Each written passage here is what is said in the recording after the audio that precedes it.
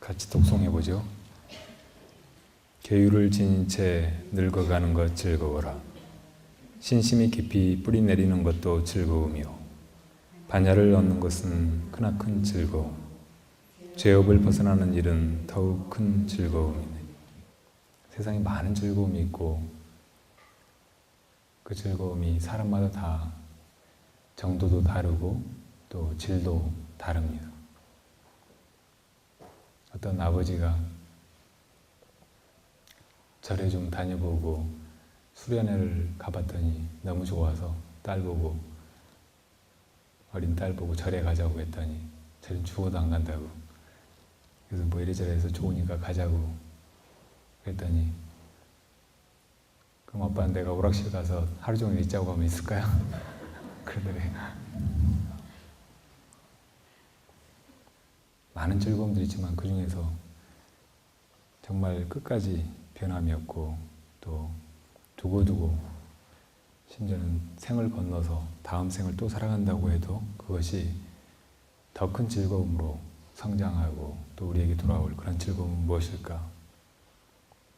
부처님 여기서 계율을 지닌 채 늙어가는 것이 즐겁다고 하셨네요. 누구에게나 늙음은 내키지 않고 그렇게 되고 싶지 않은, 받아들이고 싶지 않은 것입니다. 그런데 계율을 지니면서 계율을 지닌 채 그 계율을 잘 지켜가면서 늙어가는 것은 큰 즐거움이라고 부처님이 말씀하셨네요. 우리가 죽을 때 당하면 한 생을 어떻게 살았는지 다른 사람이 평가하기 전에 자기 스스로 느낀다고 해요. 죽을 때 잘 살아온 사람은 그래도 내가 나름대로 의미 있는 한 생을 살았구나. 내 자신의 모습이 그다지 추악하지 않게 또 다른 사람들한테 너무 잘못하거나 모질지 않게 그렇게 굴고 그럭저럭 그래도 나름대로 많은 것들을 이루고 경험하고 또 다른 사람을 위해서도 뭔가 하고 그렇게 잘 살아왔구나 하는 생각이 들면 이제 죽게 된다는 것이 그다지 막막하고 두렵게 느껴지지 않는다고 합니다. 사람의 아름다운 모습 가운데 맑게 곱게 그렇게 나이 들어가는 그런 모습, 이것이 참 아름답다고 말하는 사람들 많아요. 그냥 젊은 날에 피부가 팽팽하고 몸매가 아주 늘씬하고 그래서 그걸 아름답다고 하는 사람도 많지만 그런 아름다움은 나이 들어가면서 기쁨과 또 인생의 깊이가 이렇게 서린 그런 아름다움을 지녀서 그것을 자연스럽게 아무 현시나 혹은 가식 없이 내 보이는 사람들의 그런 고결한 아름다움에 비하면 오히려 얕고 천박한 것이라고도 합니다. 그러니까 우리가 나이 들어가는 것이 꼭 쭈글쭈글해지고 시들어가는 것이라고만 생각하지 말고 내가 어떻게 마음 먹고 젊은 날부터 어떻게 살아가는가, 또 늙어서 내 이 노년을 어떻게 받아들이고 어떻게 그것을 살아가는가에 따라서 오히려 그것이 꽃피어나는 그런 시간, 또 가장 아름답게 마치 지는 해처럼 장엄한 낙조처럼 그렇게 아름다운 피날레가 될 수 있다는 것을 알고 그렇게 늙어가려고 해야 될 것 같아요. 그렇게 하자면 계율을 지키고 계율을 지닌 채 그렇게 늙어가야 된다고 합니다. 다시 말하면 살면서 이러이런 일은 하지 말자, 또 이러이런 일은 꼭 하자, 이렇게 마음속에 정한 좌우명이나 신조 혹은 삶의 지침이나 기준을 가지고 살아야 된다는 말이죠. 그리고 그것을 내가 잘 판단하지 못할 때는 부처님이나 지혜로운 분한테 가서 그걸 받아서 그렇게 살아갈 때 비로소 노년이 그냥 무의미하게 삶이 끝나가는 시간이 아니고 오히려 빛이 나고 한 아름다운 피날레가 된다는 말입니다. 신심이 깊이 뿌리 내리는 것도 즐거움이다. 또 반야를 얻는 것은 아주 큰 그런 즐거움이다. 이렇게 또 말씀하시네요. 신심은 단순히 뭔가를 믿는 것이 아니고 그 믿음을 토대로 해서 정말 좋은 목적지를 향해서 길을 떠나는 것을 말해요. 그래서 신심은 우리를 그 자리에서 머물게 하는 것이 아니고 더 좋은 목적지를 향해서 나아가게 하는 것입니다. 물론 신심 자체가 우리에게 주는 좋은 효과가 있죠. 뭔가를 의심하고 안 받아들이고 나쁘게 생각하고 하는 것보다는 그것을 긍정적으로 보고 편안하게 받아들이는 것, 또 깊이 믿는 것, 그 자체가 우리들에게 큰 위안을 주고 마음의 평화를 가져다 줍니다. 근데 그렇다고 해서 믿음만을 위한 믿음을 가지려고 하는 것은 어리석은 일이에요. 그냥 믿는 것이 편하니까 덮어놓고 그냥 믿고 따져보려고도 하지 않고 비판도 하지 않고 지혜를 개발하려고 하지 않고 그냥 덮어놓고 그냥 순종하고 받아들이기만 하고 아무 생각 없이 그냥 맹종하고 하는 것은 결코 좋은 믿음이 아닙니다.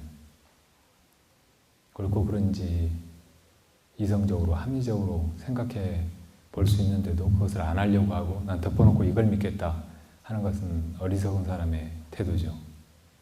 이 불교적인 믿음은 처음에 그냥 믿고 또 그걸로 말고 하는 그런 믿음이 아니고 가면서 점점 증장하는 믿음이에요. 믿음이 점점 실제로 해보면서 또 천천히 합리적으로 따져보면서 더 확실해지는 그런 믿음이란 말이죠. 그런 믿음의 결과는 깨달음입니다. 그 깨달음을 통해서 우리가 갖게 되는 것은 완전한 지혜죠. 그 완전한 지혜를 반야라고 합니다.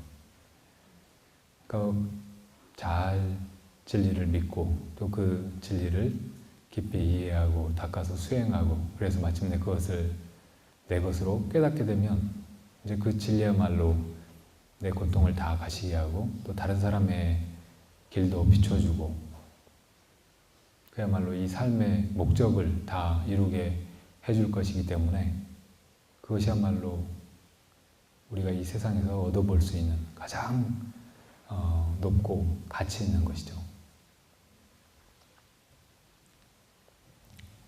그리고 죄업을 벗어나는 일은 더욱 큰 즐거움이다. 이렇게 끝납니다.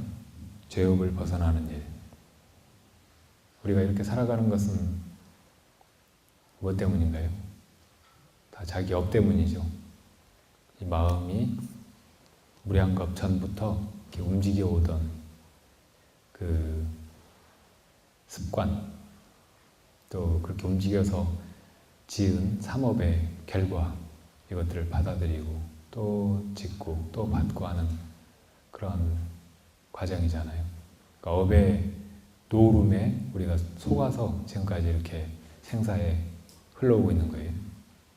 마치 꼭두각시가 그것을 뒤에서 조정하는 사람이 끈을 이리 당기고 저리 늦추고 막 하는 것에 따라서 어쭈어쭈 춤도 추고 별짓을 다 하지만 자기 스스로 알아서 하는 일이 아니잖아요. 뒤에 조종하는 사람이 하는 일이듯이 우리가 하는 대부분의 일들도 사실은 업이 하고 있어요. 업력이 과거로부터 내가 지어온 그 업의 습관이 나를 움직이고 있다는 말이에요. 지금 옆 사람하고 이야기하고 졸고 막 이렇게 하는 것도 업 때문에 업이 시키니까 업이 눈을 잡아내리면 눈을 감고 고개를 잡아내리면 꾸벅 졸고 업이 또 불쑥 무슨 생각을 일으키면 옆 사람한테 그 말하면 안 되는데 튀어나가 버리고 이런 게 다 업의 노름이란 말이죠. 이건 부자연스러운 것이잖아요. 꼭두각시가 무슨 자유가 있어요. 무슨 주체의식이 있고 그래서 우리가 진정으로 자유인이 되려면 이 업의 노름에서 벗어나야 합니다. 죄업을 벗어나려면 수행을 해야 돼요. 업은 까르마, 행동이라는 말이거든요. 마음이 가만히 있지 않고 움직인 거, 이것이 업이잖아요. 근데 그 지멋대로 움직이는 그 힘, 또 나쁜 방향으로 막 가는 그 힘, 이것을 내가 통호해서 이제 내가 내 마음대로 이것을 조절할 수 있게 되는 거, 이것이 진정한 자유잖아요. 그러니까 업이 지멋대로 하려고 할 때 그걸 따라가지 말고 그걸 잘 살펴서 알고 잘못된 방향이면 끌어당기고 또 바른 방향으로는 가게 만들고, 이것이 이제 우리가 해야 될 일이에요. 해야 될 노력이죠. 이것을 수행이라고 한다. 수행도 닦는 행, 그런 말이잖아요. 그 말을 뜻대로 풀면 이것도 행이에요. 내가 가만히 있지 않고 업에 끌려가지 않고 내가 할 수 있는 여기서부터 조금씩 노력을 시작해 가는 거예요. 생각 한번 바르게 하는 거, 또 행동 하나 바르게 하는 거, 또 정보 아무것도 못하겠으면 그냥 지켜보기라도 하는 거, 화두 한번 드는 거, 염불 한번 하는 거, 이런 것들이 다 수행이죠.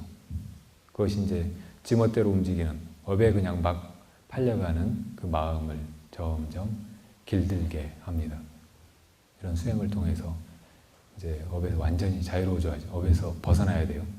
우리가 업 때문에 이렇게 삶의 길에서 고통받고 또 이렇게 보잘것없는 중생 노릇만 하다가 이제 아주 거룩하고 또 완전한 그런 진리의 왕이 되는 일이니까 이것이야말로 정말 해볼 만한 일 아니겠어요?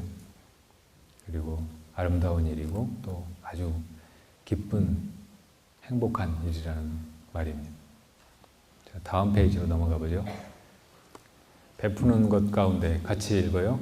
베푸는 것 가운데 으뜸은 법보시오. 맛 가운데 으뜸은 감놈이라래. 즐거움 가운데 으뜸은 법열이며 욕망을 뿌리 뽑아 고를 여임은 으뜸 가는 일. 이 무아와 무소유를 정말 진실로 안으로 느끼고 실천하지 않으면 바르게 살기도 힘들고 행복을 얻기도 힘들어요. 계속 이 내가 나로 있으면서 영원한 행복을 얻으려고 하는 것은 될 수가 없는 일이에요. 바늘 위에 겨자씨를 떨어뜨려 가지고 그 겨자씨가 바늘 위에 붙어 있기를 바라는 거하고 똑같은 일이에요. 나가 사라졌을 때 비로소 진정한 행복을 얻을 수가 있는 것이고, 또 내 것이다, 또 나는 더 많이 가져야 된다, 이런 마음을 가지고 인생을 행복하게 살기는 힘들어요. 오히려 그 반대로 내 것을 놔버리고 이것을 더 필요한 사람에게, 또 더 잘 쓸 수 있는 사람에게 주고, 또 같이 쓸 수 있으면 나눠 쓰고, 이렇게 마음 먹고 살아야 진짜 하루하루가 더 풍족하고 더 여유롭고 이렇게 편안해지는 거예요. 그러니까 늘 수행하는 사람은 또 불자가 된 사람은 보시하는 삶을 살아야 됩니다. 베푸는 삶을. 늘 내 것이라는 생각이 있으면 그걸 떨쳐버리려고 하고, 또 뭔가 필요로 하는 사람이 있으면 그걸 도우려고 하고 주려고 하고 그런 마음으로 살아야 된단 말이죠.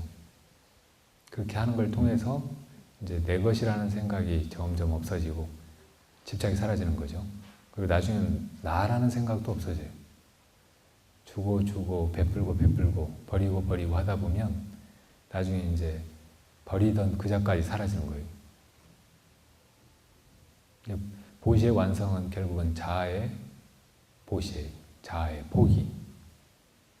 그렇게 자아가 완전히 이제 극복되고 나면 그야말로 영원한 행복이고, 더 이상 괴로울 자도 없고 뭐 부족한 자도 없고 더 구할 무엇이 있는 것도 아니고, 그렇게 해서 이제 열반을 얻는 것이 바로 보시 바라밀입니다. 그래서 우리는 늘 내가 가진 것, 물건이든 아니면 뭐 정신적인 것이든 심리적인 것이든 다른 사람을 위해서 베풀고 같이 쓰고 하려고 해야 되는데, 그렇게 베푸는 것들 가운데 가장 좋은 것은 진리라는 거예요. 진리. 그 진리를 누군가에게 베푸는 것은 단순히 어두울 때 그냥 힘들어하는 사람 손 한번 잡아주고, 배고픈 사람 그냥 그때 잠시 배고픔 변하라고 음식 주고 막 하는 것보다 훨씬 더 근본적이고 전체적인 그런 도움이라는 거죠. 그래서 법보시를 할 수 있는 존재가 돼야 되는데, 진리를 깨달아야 줄 수 있잖아요. 진리가 내 것이어야 줄 수 있잖아요. 남의 가진 것을 어떻게 내가 줘요? 훔쳐다 줘요? 홍길동처럼. 그것도 뭐 나쁘지는 않은 일이겠지만, 할 수 있으면 내 것을 줘야 되잖아요. 내 것으로 만들어서 주고 정당하게. 그러니까 법보시 하려고 해도 사실은 내가 수행해서 깨달아야 되는 거죠. 근데 그렇기 전에라도 내가 이제 정말 가치 있고 의미 있다고 생각하는 것, 또 내가 조금 얻게 된 것, 이것도 그냥 내 것이라고만 생각하지 말고 베풀어주고 또 같이 나눠서 쓰고 같이 또 한 등불을 들고 나아가고 하는 것은 다 좋은 일이죠. 또 이 세상에 많은 맛 가운데 가장 으뜸 가는 것은 감노의 맛이라고 했습니다. 감노는 저 관세음보살님이 중생들에게 주는 그 이슬 같은 그런 물이에요. 아주 달고 시원하고. 근데 이것은 어떻게 보면 비유예요, 비유. 우리 중생이 늘 괴로움 속에서 힘들어하는 것이 마치 사막에서 물이 없어가지고 괴로워하는 나그네 같다면, 그 사람에게 이렇게 물은 얼마나 소중하고 필요한 것이겠어요. 그것이 바로 이제 우리가 이 생사의 길에서 허덕이다가 부처님 법을 만났을 때 그 법의 맛이라는 거예요. 그것을 이제 관세음보살님은 늘 중생에게 베풀어 주시죠. 물론 이런저런 세상의 고통, 중생의 고통, 또 육신이나 이 생활 속에서 이렇게 느끼는 그런 고통, 이것들을 더는 것도 큰 도움이긴 한데, 진정으로 우리들에게 영원히 이 생사의 고통을 벗어나게 하는 것은 진리밖에 없잖아요.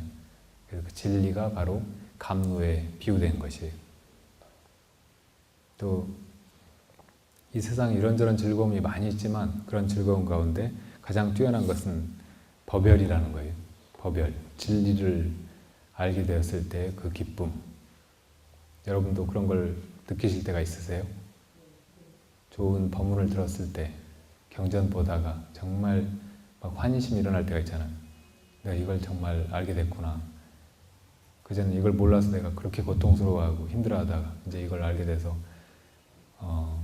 너무나 좋다. 살 길을 찾은 것 같고 이제 숨 쉴 수 있을 것 같다. 이제 다리 뻗고 잘 수 있을 것 같다. 그렇게 느껴지는 때 있잖아요. 그런 게 법열이에요. 어떤 때는 선열을 의미하기도 해요. 그 마음이 어지럽게 움직이다가 이제 고요해졌을 때, 마음이 본래 가지고 있는 그 기쁨이 안에서 샘솟아날 때, 그때 그 기쁨을 선열이라고 합니다. 세상의 즐거움은 밖에서 오는 거 같잖아요. 다 맛있는 음식을 먹어서, 또 좋은 사람을 만나서, 돈 많이 벌어서, 출세해서 다 밖에서 오는데, 진리의 맛, 이것은 안에서 샘물처럼 솟아나요. 그러니까 그냥 마음이 쉬고 고요해지고 편안해지고 가라앉았는데 거기서 기쁨이 느껴지는 거예요. 사실은 진정한 즐거움은 그렇게 안에 있어요. 열반도 그렇고, 또 아직 열반에까지는 이르지 못했다고 하더라도 이렇게 자기 내면으로 들어가는 그 진리 탐구의 길에서 이렇게 내면에서 발견되는 그 기쁨, 이것은 아무 조건이 없어요. 이러이러한 조건 속에서 생겨나는 것이 아니고, 무엇이 주어져서, 누가 주어서 이렇게 일어나는 것이 아니고 본래 있다가 발견되는 거예요. 본래 있다 비로소 느껴지는 것이죠. 그걸 위해서는 뭐 다른 일을 해야 될 필요가 없고 무엇을 얻어야 될 필요가 없어요. 그냥 마음을 안으로 돌이키기만 하면 돼요. 그러니까 그 선열의 즐거움을 이제 찾은 사람은 더 이상 그걸 찾아서 밖으로 나다니지 않게 되죠.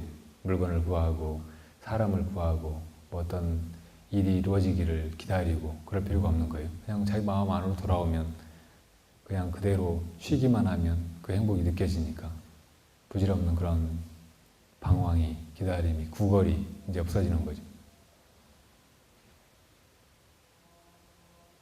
욕망을 뿌리 뽑아 고를 여의는 것은 으뜸 가는 일이다. 우리가 밖으로 이런저런 것을 찾고 구하는 마음 내는 것, 이런 것들이 다 욕망이잖아요. 부질없는 것들, 얻어봐야 또 놓쳐버릴 것들, 그것이 즐거움을 주는 것 같았지만 나중에는 오히려 괴로움의 원인이 되어버리는 것들, 그런 것들을 찾아서 우리가 속절없이 비굴하게 그렇게 헤매다녔잖아요. 이제 그런 것이 잘못된 줄 알고 그것이 나를 속였다는 것을 알고 마음을 완전히 180도 전환해서 이제 내 안에서 무욕의 마음으로 본래 있는 그 기쁨을 찾아내고 하는 것이 이제 고달픔의 괴로움, 얻지 못하는 괴로움, 부족한 것의 괴로움, 이런 것들을 다 떨치게 해준단 말이에요. 그리고 아무것도 필요 없고 이제 더 이상 구할 바가 없는 그렇게 당당하고 정말 마음 안이 부자인 그런 존재가 되게 해주는 거예요. 그 욕망을 다 쉬어버리고, 그래서 그 욕망 때문에 일어났던 내 가래라든지 또 고통, 이것들을 다 끊어버리는 것, 이것이 정말 행복하고 좋은 일이라는, 사실은 이것이 열반이죠. 그것을 찾아낸다면 더 이상 이제 필요한 것이 없고 더 이상 우리를 아프게 할 것, 괴롭게 할 것, 그런 것도 다 사라지게 됩니다.